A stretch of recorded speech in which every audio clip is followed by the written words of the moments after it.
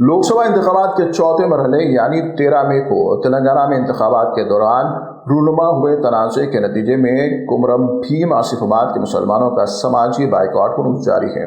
واضح ہے کہ انتخابات کے دن جینور منڈل کے ہیڈ کوارٹر پر تنازع کھڑا ہو گیا تھا۔ واقعے کے فوری بعد اشرار کو پولیس نے اپنی حراست میں لے لیا، تاہم آج بھی آصف آباد کے مسلمان کمیونٹی اشرار کی بدمعاشی کا خمیازہ بھگت رہی ہے۔ کون طبقے سے تعلق رکھنے والے مقامی قائد نے کہا کہ اس واقعے کو لے کر سیاسی جماعتوں کے ذہن میں کچھ اور ہی کھچڑی پک رہی ہے۔ وہ چاہتے ہیں کہ اس موقع سے خوب فائدہ اٹھایا جائے، تاہم ہم نے مسلمانوں کا صرف سوشل بائیکاٹ پر اکتفا کیا ہے۔ انہوں نے مزید کہا کہ یہ تنازع اس وقت رونما ہوا جب ایک ہی کمیونٹی سے تعلق رکھنے والے دو نوجوان حادثاتی طور پر ایک مسلم نوجوان سے ٹکرا گئے۔